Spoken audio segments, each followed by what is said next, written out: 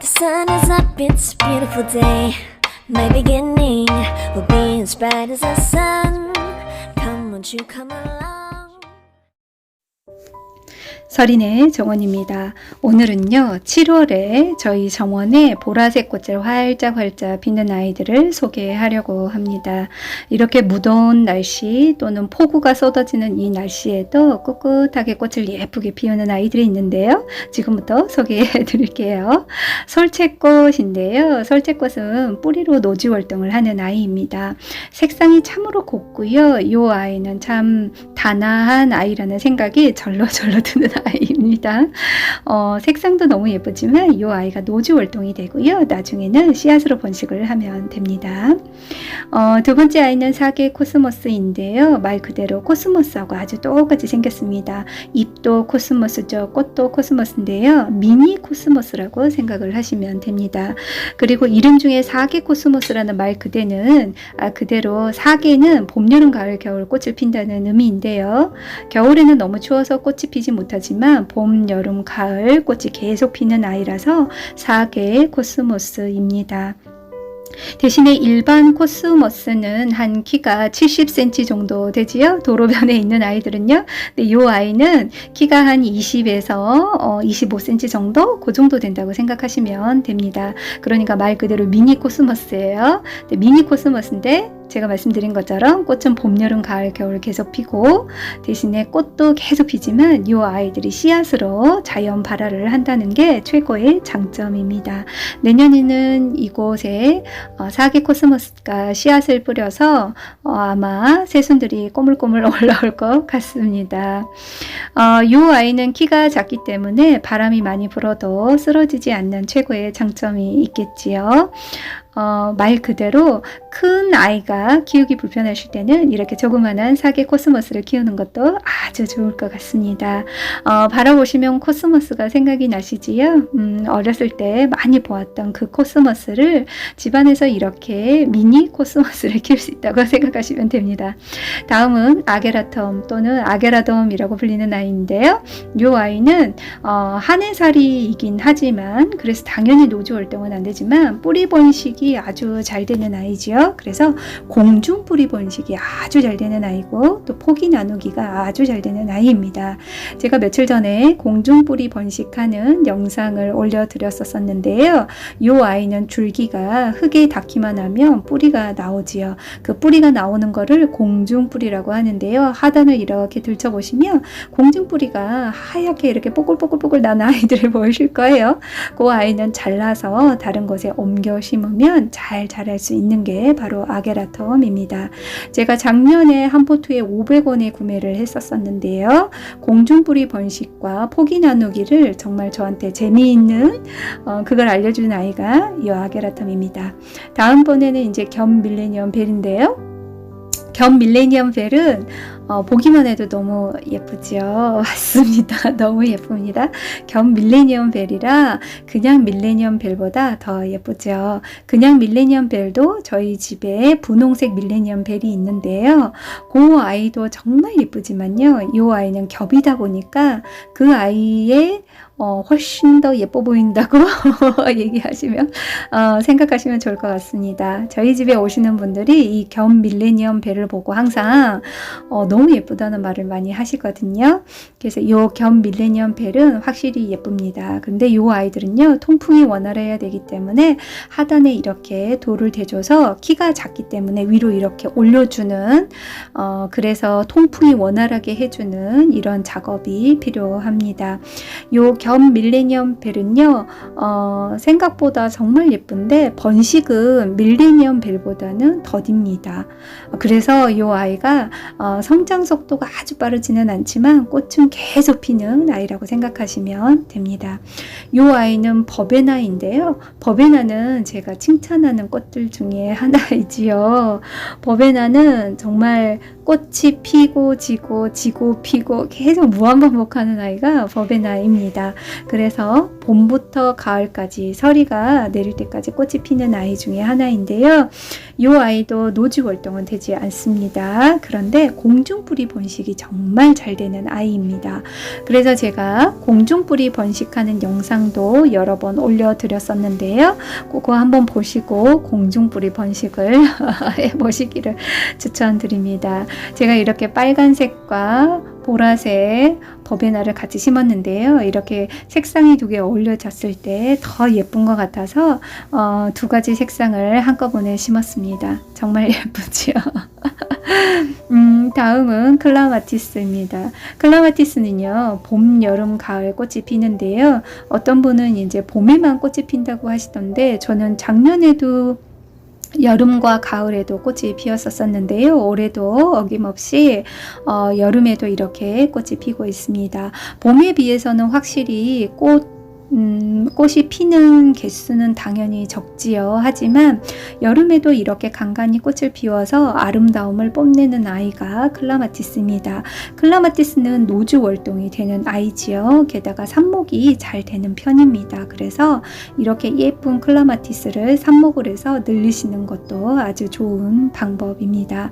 클라마티스는요, 반양지에서 유독 더 잘 자라는데요. 양지는 너무 뜨겁기 때문에 반양지에 될 수 있으면 키워주시고 물 빠짐이 좋고 그리고 통풍이 원활하게만 해주시면 클라마티스는 정말 덩쿨 식물이기 때문에 타고 올라가면서 정말 잘 크는 아이가 클라마티스입니다. 클라마티스는 뭐라고 할 만큼 뭐라고 할 수 없을 만큼 예쁜 아이지요. 다음은 마편초입니다. 마편초는 제가 작년에 한 포트를 구매를 했는데요. 이 마편초가 1년이 지나고 나면 씨앗이 자연 발화됐던 아이들이 꼬물꼬물 올라오면서 정말 많은 마편초로 번식이 되었습니다. 여기에 지금 심어져 있는 마편초 외에도요, 화분에 심어져 있는 마편초도 있고요. 여기저기 옮겨 심은 마편초도 있습니다. 마편초가 가지고 있는 색상은요, 보라색은 또 다른 아름다움이 있습니다. 모든 꽃들이 보라색이라고 해서 색상이 다 똑같은 건 아니고요. 마편초가 가지고 있는 보라색은 좀 고급스러운 보라색이라고 어떤 분이 저희 집에 오셔서 표현을 하셨는데요. 그 말에 일리가 있다는 생각이 들 정도로 참 예쁜 아이입니다. 이 아이는 키가 1m가 넘기 때문에 화단에 심으신다면 꼭 뒤편에 배치를 해 주셔야 합니다. 그리고 이 아이는요, 양지, 반양지, 그리고 반음지에서도 잘 자라는 아이입니다. 그리고 이 아이들 같은 경우에는요, 겨울에 뿌리로 노지 월동이 되는 아이이기 때문에 봄에 주변에 꼭 보시면 꼬물꼬물 자라나는 아이들이 많다는 것도 느끼실 거라 생각합니다. 네, 번식은 아주 잘 되는 편이고요. 대신에 이 아이는 뭐 크게 고려를 해야 되는 게 있다? 그런 거는 없고요. 키가 크기 때문에 화단의 뒤편에만 배치해 주시면 정말 잘 크는 아이입니다. 다음은 비올라인데요. 비올라는 제가 올해 봄에 이 이쁜 투톤의 비올라를 구매를 했습니다. 앞쪽은 흰색, 뒤쪽 꽃은 보라색, 이렇게 투톤을 가지고 있는 예쁜 비올라를 구매를 했는데요. 비올라는 정말 신기한 게 봄에 피었잖아요. 그러면 씨앗을 본인 스스로 퍼뜨려서 여름에도 새싹이 올라오고요. 가을에도 새싹이 올라오고요. 다음 해에도 새싹이 또 올라옵니다. 이 아이들은 씨앗을 정말 무궁무진하게 퍼뜨려서 한번 비올라를 심으면 정말 내가 모르는 곳에서도 비올라가 자라나게 되죠. 그러면 그 비올라들을, 예쁜 비올라들을 한 곳으로 모아서 키우셔도 예쁘게 키울 수 있고요. 이 아이들 같은 경우는 한 번 심기만 하면 정말 잘 자라나는 아이가 비올라입니다. 그래서 비올라 비올라는 좀 예쁜 색상을 좀 심어 놓으시면 여기저기 키울 수가 있습니다. 다음 번째는 꽃도라지인데요. 꽃도라지는 혹시 도라지 아시나요? 도라지는요, 키가 한 1m 정도 되는 식용인데요. 제가 키우고 있는 이 아이는 꽃도라지입니다. 말 그대로 식용이 아니고요, 관상용으로 키우는 아이가 꽃도라지입니다. 그래서 일반 도라지는 키가 1m 정도이고 바람에 쉽게 쓰러진다면 이 아이는 키가 한 20에서 25cm 정도 되고, 지지대를 좀 지지대를 대주시면 그렇게 바람에 쉽게 흔들리지 않는 아이가 바로 꽃도라지입니다. 꽃도라지는요, 풍선처럼 이렇게 동그랗게 생겼다가 나중에 꽃이 피는 아이이고요. 저희는 작년에 분홍색 꽃도라지와 보라색 꽃도라지 두 종류를 구매를 했는데요. 이렇게 잘 자라고 있습니다. 노지 활동이 되는 아이들의 특징은요, 당년에 올해에 이쁜 꽃을 많이 보겠다라고 생각하는 건 욕심이고요. 이 아이들은 해가 묵을수록 꽃도 예뻐지고 꽃도 많이 피고 그리고 훨씬 더 튼튼해집니다. 그래서 노지 활동이 되는 아이들은요, 해가 묵을수록 예뻐지기 때문에 좀 시간을 가지고 지켜보시는 게 중요합니다. 이 아이는 청매화 붓꽃인데요. 청매화 붓꽃은 노지 월동이 된 아이인데요. 제가 작년에 청매화 붓꽃이 예뻐서 구매를 했었고요.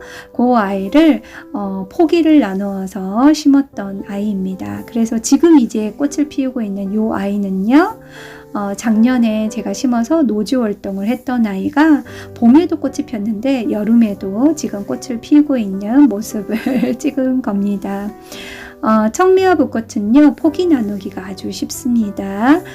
포기가 자연스럽게 잘 뜯어지는 아이가 청매화 붓꽃이에요. 그래서 포기를 나눠서 여기저기 심으시면 잘 크는 아이가 바로 청매화 붓꽃입니다. 이 아이는 수꾼 사루비아인데요. 수꾼 사루비아에는 말 그대로 수꾼이기 때문에 뿌리로 노지 활동을 하는 아이라고 생각하시면 됩니다.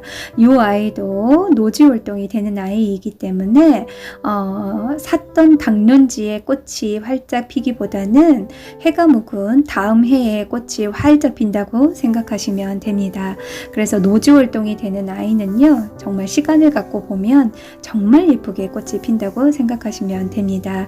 요 수꾼 사루비아는요, 저희가 많이 알고 있는 사루비아와 유사하긴 하지만 색상이 훨씬 더 예쁘지요. 일반 빨간색 사루비아하고는 좀 다른 색감이 있습니다. 그리고 이 아이들은요, 약간 투톤 느낌이 듭니다. 위에는 약간 하얀 빛이 돌고요, 밑에는 보랏빛이 도는데요. 그래서 어떻게 보면 약간 파스텔 느낌이 든다고 생각하시면 됩니다. 그래서 색상이 일반 보라색 꽃에서 느낄 수 없는 아름다움을 또 느끼실 수가 있는데요. 어렸을 때 혹시 사루비아 많이 보셨죠? 빨간색 사루비아 많이 보셨을 텐데요. 그 아이하고는 꽃이 좀 차이가 있습니다. 그 아이를 생각하셨다면 좀 차이가 있는 거를 확실히 아시게 될 겁니다. 여기까지 서린의 정원이었습니다.